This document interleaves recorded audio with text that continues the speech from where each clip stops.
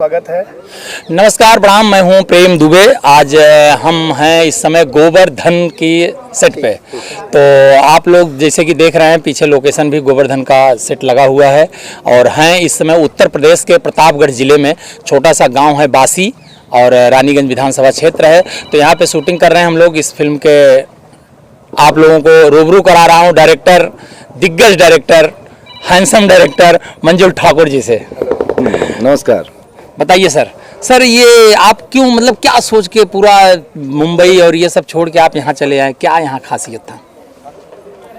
खासियत तो खैर सबसे पहले खासियत तो गांव में ही होती है। हम लोग भी गांव में पले बड़े हैं और गांव से ही मुंबई पहुँचे और अपने करियर का वहाँ पे शुरुआत की हम लोगों ने। अक्सर मैं क्या बहुत लोग, लेकिन फिर भी मैं जितनी फिल्में बनाता हूँ वो लगभग गांव से जुड़ी ही फिल्म होती है, गांव की पृष्ठभूमि में होती है। तो मैं जो ये फिल्म बना रहा हूँ गोवर्धन, ये फिल्म भी एक आम इंसान की जो कि गाय चराता है और सिर्फ गायों के बीच में रहता है। हम लोग अक्सर अपने गांव में, हम लोग याद है मुझे बचपन में, हम लोग, मेरे घर भी गाय थी, 10-12 गाय थी। मेरे पापा को बहुत शौक था गाय रखने का, तो गाय पालने का। मेरे मम्मी पापा खूब सेवा करते थे। हम लोग तो डरते थे, उस समय छोटे थे। और तो जो गाय चरवाहा होता था वो किस तरीके से पूरे गांव की गाय को चराने के लिए लेके जाता था, सुबह 4 बजे 5 बजे और फिर शाम को 4-5 बजे फिर वापस लेके आता था। तो बस उसके इस तरीके के सब्जेक्ट के लिए गांव ही जरूरी था। तो इसलिए हम इस गांव में आए। अब इस गांव में कैसे आए, हम लोग तो अक्सर बहुत सारी जितनी भी फिल्में की हैं लगभग सब गांव में हैं, लेकिन हर बार एक ही लोकेशन बार नहीं दिखाया जा सकता। तो इस बार मेरी बात मेरे ख्याल से आप ही से, प्रेम से चल रही थी कि यार कोई गांव का लोकेशन दिखाओ, कुछ बताओ, कुछ अलग। बहुत हो गया इधर कर लिए, यहाँ जहाँ किए। गुजरात में भी किया हम लोगों ने बहुत। उसके अलावा गाजीपुर, यूपी में गाजीपुर में किए हैं और रॉबर्ट्सगंज सोनभद्र में किए हैं। अभी कुछ अलग चाहिए था, तो जब प्रेम से बात हो रही थी तो इससे मैंने बोला कि आपके प्रतापगढ़ में कुछ है ऐसा लोकेशन गांव, तो इन्होंने तो बताया। लेकिन उस वक्त मुझे पता चला, जो प्रोड्यूसर मुझे साइन किए हुए हैं अपनी इस फिल्म के लिए, मुझे नहीं मालूम था कि वो प्रतापगढ़ के हैं। जब मैंने फ़ोन किया और मैंने बताया कि वो प्रतापगढ़ में ऐसा गांव है, तो बोले तो मेरा गांव है। तो कलीम भाई आइए, कलीम भाई आइए। तो कलीम भाई इस फिल्म के प्रोड्यूसर, निर्माता, इनका भी ये भी यहीं प्रतापगढ़ के हैं।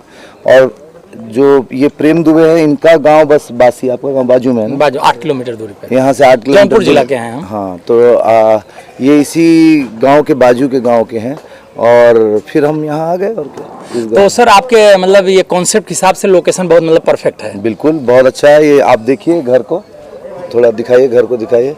ये घर है हमारे फिल्म के नायक का, जिनका नाम है गोवर्धन।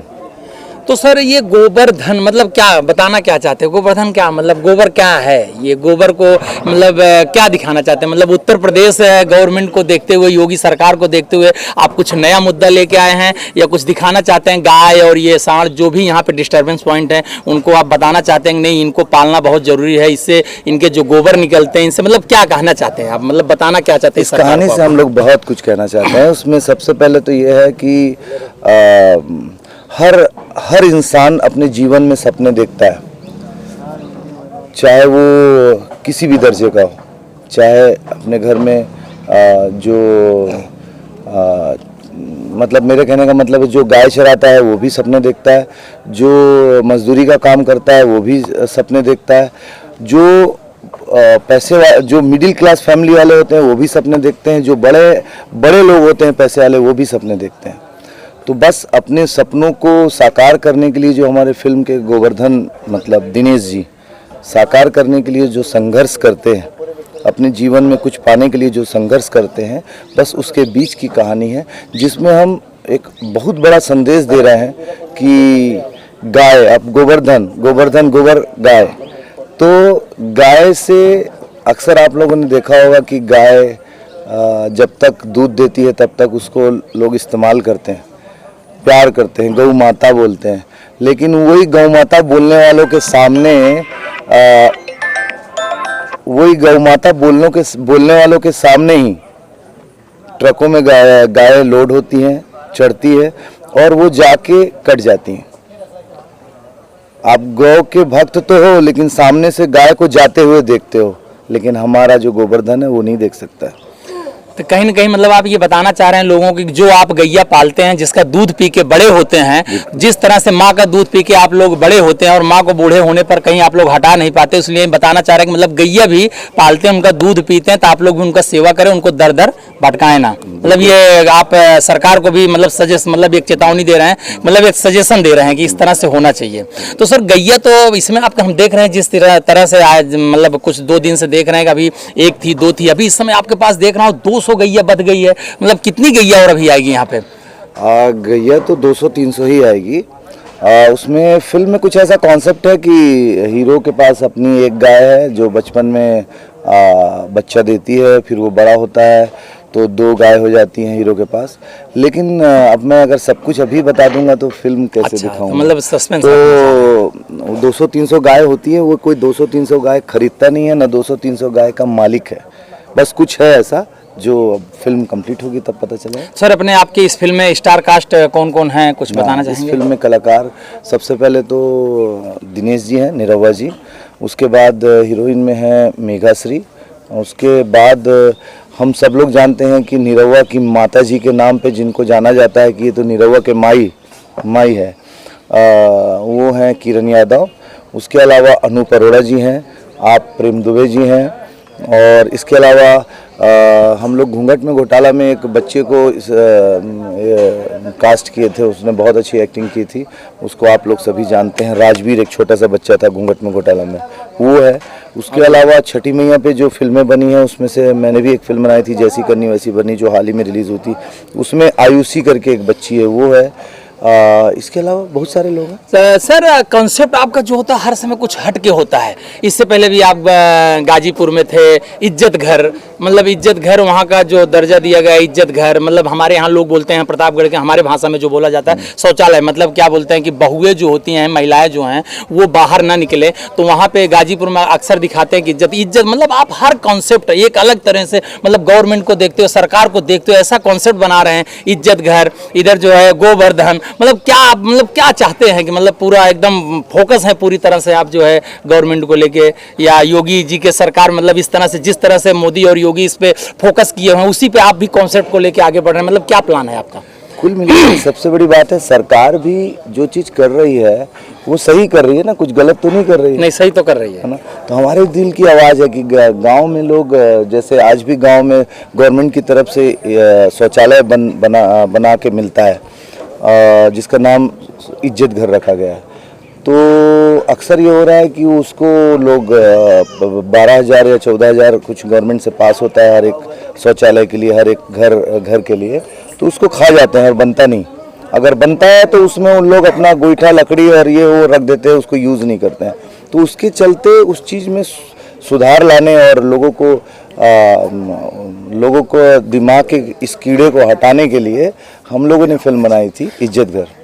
तो सर ये निरहुआ जी मतलब कैसे, निरहुआ जी जब आपने कॉन्सेप्ट सुनाया है गोवर्धन का, तो निरहुआ जी कैसे मतलब तैयार हुए, कौन से उनको कैसे कॉन्सेप्ट किया आपने? देखिए दिनेश जी अक्सर बहुत अच्छा सब्जेक्ट ही चयन करते हैं।